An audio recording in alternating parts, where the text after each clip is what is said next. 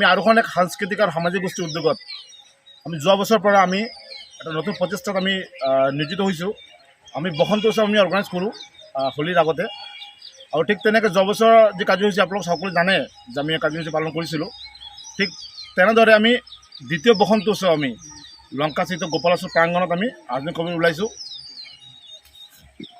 অহা 23 আৰু 24 মাৰ্চ শনি আৰু ৰবিবাৰ দুদিনীয়াকৈ আমি বসন্ত উৎসৱ আমি আয়োজন কৰিছোঁ। আমি 23 তাৰিখে ৰাতিপুৱা 8 বজাত আমি সাংস্কৃতিক শোভাযাত্ৰা, আৰু আবেলি আমি ঠিক গোপালাশ্ৰমৰ যোনটো সন্মুখৰ যোনটো পথ, সেই পথত আমি আলপনা আমি কৰিম। আলপনা আমাৰ ধুনীয়াকৈ আমি কালাৰ দি পেলাই আমি সজাম, আৰু আমি তাৰ পিছদিনাখন 24 তাৰিখ দেওবাৰে আমাৰ যি মূল অনুষ্ঠান, সেই অনুষ্ঠানটো হ'ব। সেই অনুষ্ঠানত আমাৰ মুখ্য অতিথি আমি বহুত কেইগৰাকী আমি অতিথিক আমি মাতিছোঁ, আমি তেখেতলোক আহিব। আমি সেইদিনাখন আমি এখন আলোচনী মুকলি কৰিম। আমি আৰু এখনৰ উদ্যোগত আমি এবাৰ এখন আলোচনী মুকলি কৰি আছোঁ, সেই আলোচনা তাতে মুকলি হ'ব। তেনেকৈ সাংস্কৃতিক প্ৰগ্ৰামবোৰ হৈ থাকিব, আৰু আবেলি আমি আমন্ত্ৰিত শিল্পী শিলচৰৰ পৰা বিক্ৰমজিৎ বাউলৰ দ্বাৰা সংগীতানুষ্ঠান হ'ব। তেনেকৈ আমি দুদিনীয়াকৈ আটকদিনীয়াকৈ বৰ্ণাঢ্য কাৰ্যসূচী আমি আয়োজন কৰিছোঁ গোপালেশ্বৰ প্ৰাংগণত, লংকাত নেতাজী ৰোড স্থিত গোপালেশ্বৰ প্ৰাংগণত দ্বিতীয় বৰ্ষ। ৰাইজক আমি আহ্বান জনাইছোঁ, আপোনালোকে আহক, আমাৰ এই অনুষ্ঠানটো উপভোগ কৰক।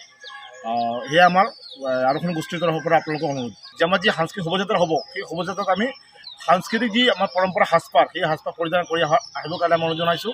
তাৰ লগে লগে আমি আমাৰ যি অনুষ্ঠান হ'ব 24 তাৰিখে, সেই 24 তাৰিখে আমি সকলোকে, পুৰুষসকলে ধুতি পায়জামা, আৰু মহিলাসকলে শাৰী চুৰিদাৰ, মেখেলা চাদৰ, তেনেকৈ সাংস্কৃতিক আমাৰ পৰম্পৰা যি আমাৰ বেশ পোছাক আছে, সেয়া পৰিধান কৰি আহিবলৈ আমি অনুৰোধ জনাইছোঁ। আমি বাৰ্তা এইটো দিব বিচাৰিছোঁ যে আমি হোলী বুলি যোনটো আমি ইমান দিন আমি গম পাই আছিলোঁ, যে এটা বেলেগ এটা দিশত আমাৰ ইয়থ জেনেৰেশ্যনে বেলেগ দিশত গৈ আছে।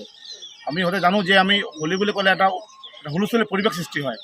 আমি ইয়াৰ পৰা যাতে ইয়থ জেনেৰেশ্যনে আমি এটা সাংস্কৃতিক দিশত, যে কালচাৰেলি তাতে এক্টিভিটিবোৰ বহুত হ'ব। যেনেকৈ আমি আমাৰ যি এমাহ ধৰি পেলাই যে কাৰ্যক্ৰমৰ যি প্লেনিং চলি আছে, তাতে আপোনালোকে চাব যে কোনোবাই কালাৰ পেইণ্টিঙত কাম কৰি আছে, কোনোবাই কিবা বনাই আছে হস্তশিল্পৰ দ্বাৰা, তেনেকৈ বিভিন্ন ধৰণৰ এক্টিভিটি আমি ইয়থ জেনেৰেশ্যন আমি লগাই আছোঁ। আৰু এই যি অনুষ্ঠান হ'ব, সেই অনুষ্ঠানত আমি খুব সাংস্কৃতিকভাৱে, আৰু যি আমাৰ পৰম্পৰাগত যি আমাৰ নৃত্য সংগীত থাকিব, সেইবোৰ দি পেলাই আমি এই অনুষ্ঠানটো আমি চলাই লৈ যাম। 23 আৰু 24 মাৰ্চ শনিবাৰ আৰু দেওবাৰ। আমি শনিবাৰে আমি 30 তাৰিখে ৰাতিপুৱা 10টা বজাত আমি 8টা বজাত আমি সাংস্কৃতিক ৰেলী আৰম্ভ কৰিম, আৰু দেওবাৰে 24 তাৰিখে আমি 8টাৰ পৰা আমাৰ আলপনা প্ৰতিযোগিতা হ'ব, আৰু 10টাৰ পৰা আমাৰ মূল অনুষ্ঠানটো আৰম্ভ হ'ব। আৰু সেই যেতিয়া মঞ্চ মুকলি হ'ব, তেতিয়া আমি অতি দ্বাৰা আমাৰ যি স্মৃতি গ্ৰন্থ আমি কৰিছোঁ, সেই গ্ৰন্থখন তেতিয়া আমি মুকলি কৰিম।